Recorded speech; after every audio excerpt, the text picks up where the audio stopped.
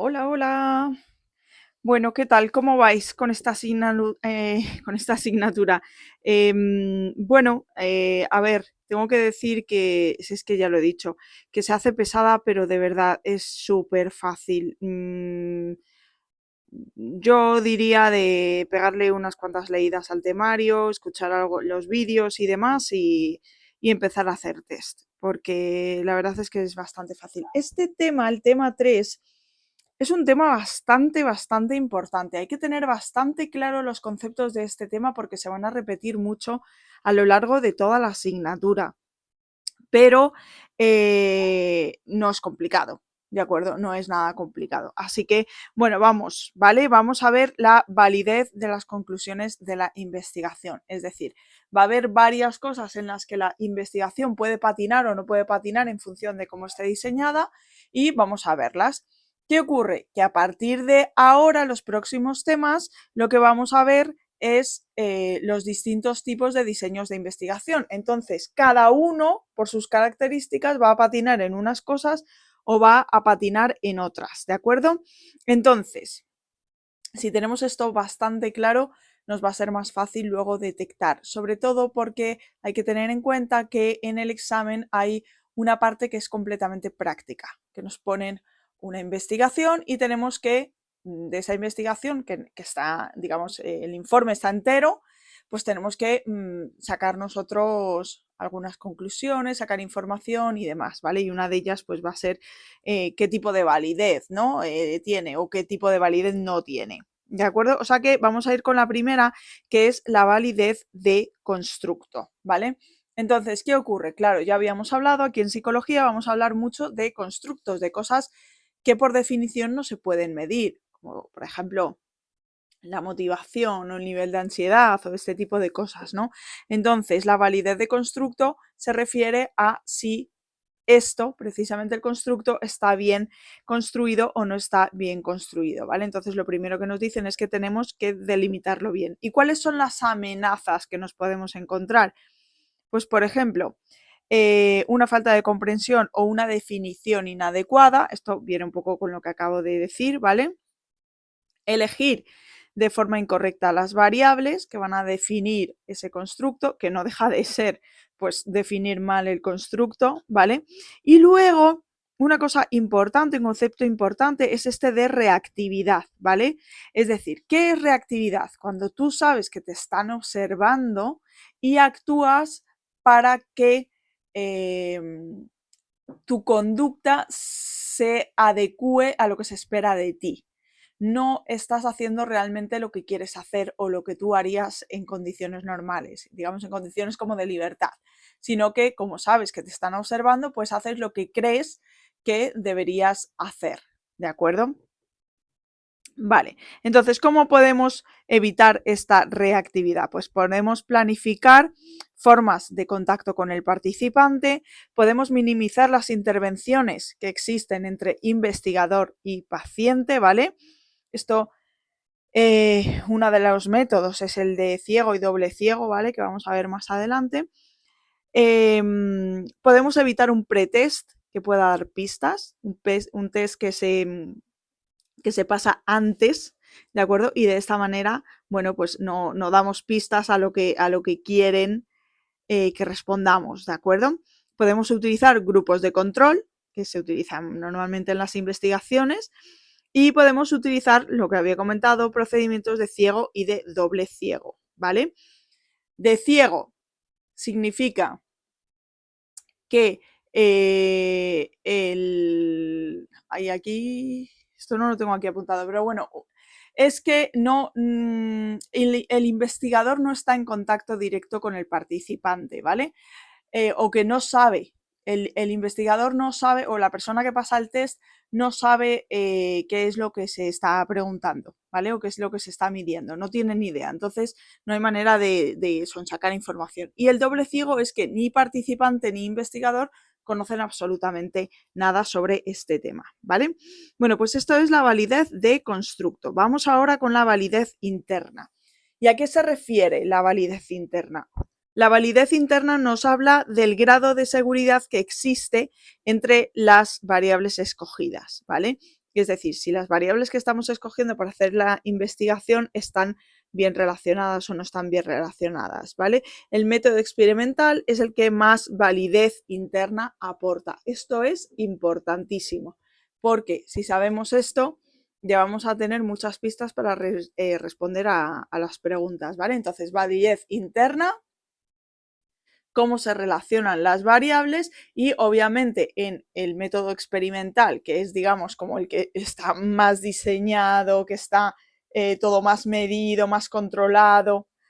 Recordad que uno de los problemas, y lo vamos a ver luego, es que está todo tan controlado que llega a ser incluso artificial, pues es precisamente el que tiene mejor validez interna, ¿de acuerdo?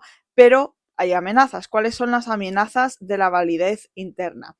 Bueno, pues dice, hay ambigüedad entre el antecedente y el consecuente, ¿vale? Es decir, no se sabe bien cuál va antes, el huevo o la gallina, ¿vale? Y dice que esto puede ocurrir en los estudios de ex post facto, que esto es el tema 7, ¿vale? Vale.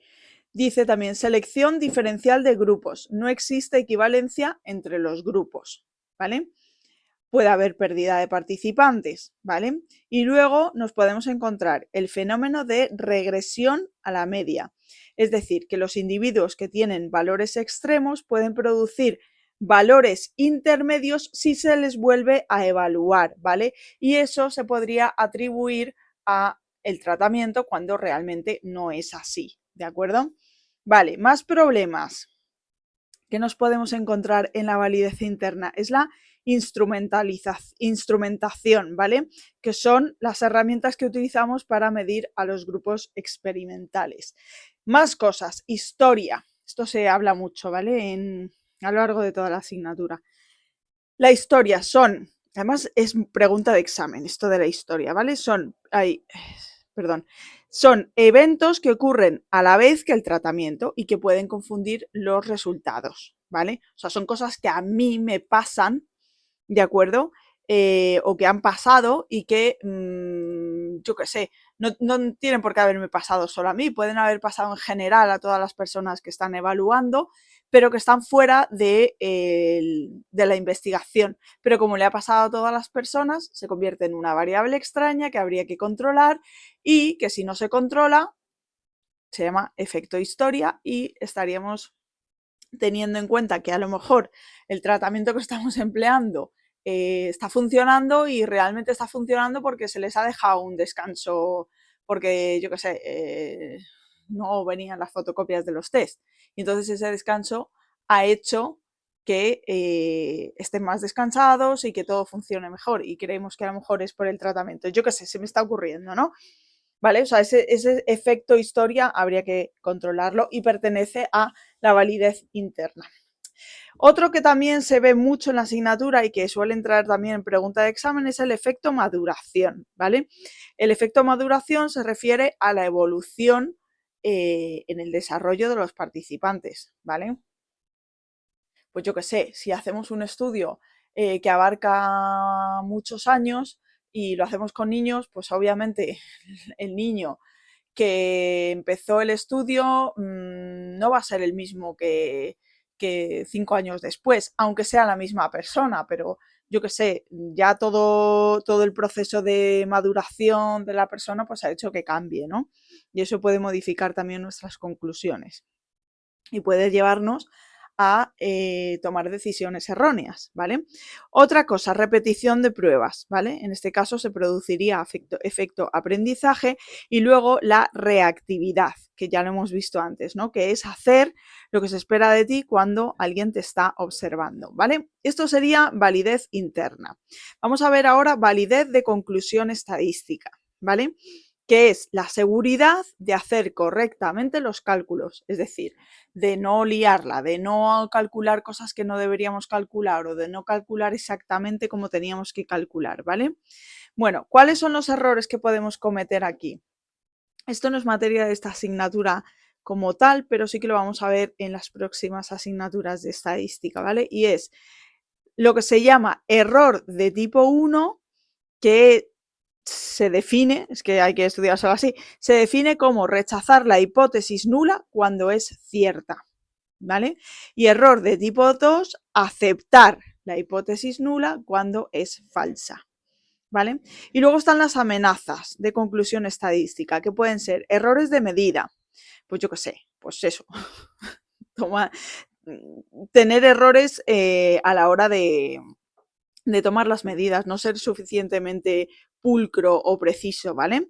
¿Qué más? Restricción del rango de variabilidad. Si no hay variabilidad, es difícil predecir algo o extraer conclusiones. Es decir, si hacemos un estudio, pero es que resulta que todas las personas que están participando son cortadas por el mismo patrón, no existe esa variabilidad y entonces, pues sí, a este tipo exacto de personas, pues a lo mejor le viene bien lo que estamos investigando, pero no me sirve para toda la población, ¿de acuerdo? Porque no estoy encontrando variabilidad, heterogeneidad, ¿vale? Entonces ahí tenemos que tener cuidado con eso, ¿vale? Y, ¿qué más? Utilizar pruebas estadísticas inadecuadas, ¿vale? Por ejemplo, yo qué sé, esto lo hemos visto en estadística 1, pero en estadística 2 lo vamos a ver también. Yo que sé, hay algunos estadísticos que no sirven para medir todo. Hay algunos estadísticos que, yo que sé, en función de cómo es el tipo de variable, lo puedes utilizar o no lo puedes utilizar, ¿vale?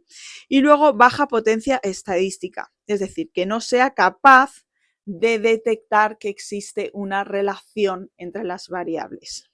¿Vale? Esto sería validez de conclusión estadística.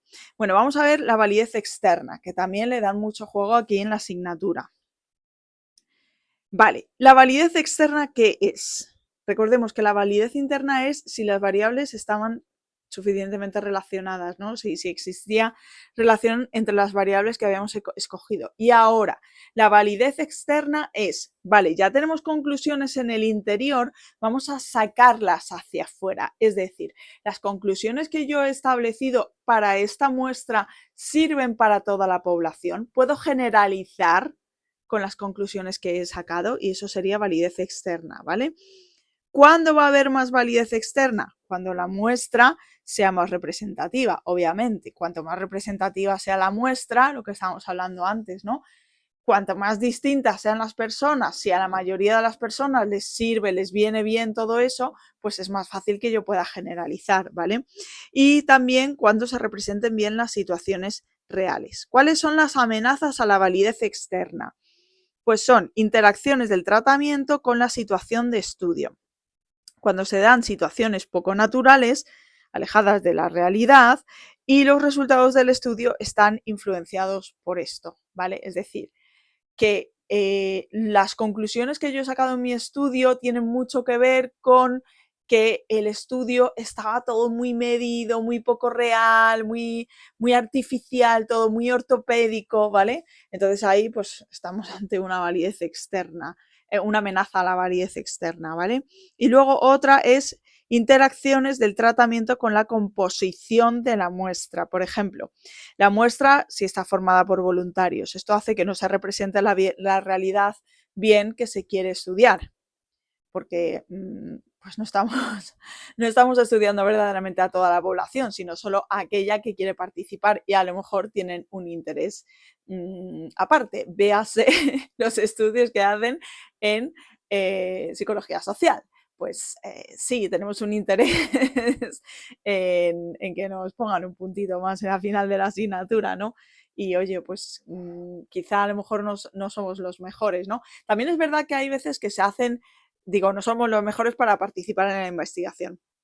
Pero también es cierto que hay veces que se hacen investigaciones en las que se sabe ya que va a haber una amenaza a la validez externa, pero aún así sigue mereciendo la pena hacerlo, ¿vale? O sea, nunca nos vamos a encontrar una investigación que sea todo perfecto, que esté todo, no haya amenaza por ningún... No, siempre va a haber cosas, lo que pasa es que, bueno, es como un mal menor, ¿vale? Vale, pues vamos con la relación entre la validez y el método, ¿vale? La validez es una cuestión de grado, ¿vale? lo que estaba comentando, ¿no? Si hay una amenaza, pero es una amenaza muy chiquitita, pues entonces, vale, pues tiramos para adelante, ¿vale?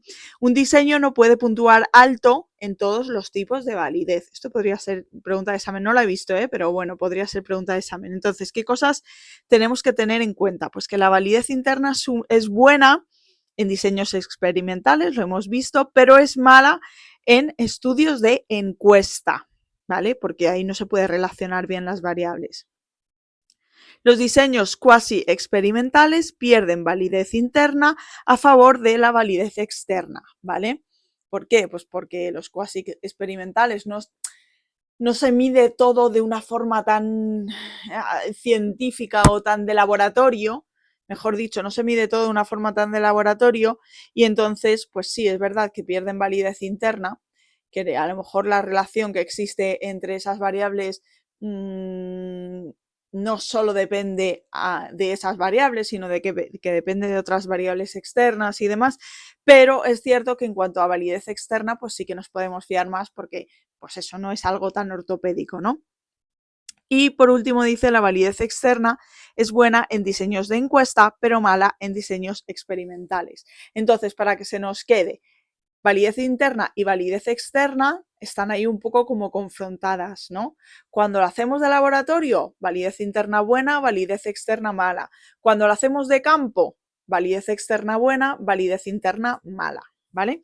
Esto es un poco, y es que lo preguntan, ¿vale? Esto lo he visto que lo preguntan bastante, así que ya está, ya hemos hecho el tema 3, ¿vale? Así que nada, chicos, que mucha suerte a todos y os veo en el vídeo del tema 4. Dejadme comentarios, por fin, que me hace mucha ilusión que me dejéis comentarios, que me vayáis contando cómo lleváis la asignatura, aunque sea otro año distinto al que yo me estoy presentando. Da igual, yo sigo leyendo y me hace mucha ilusión. Así que nada, mucha suerte a todos y nos vemos en el próximo vídeo. Chao.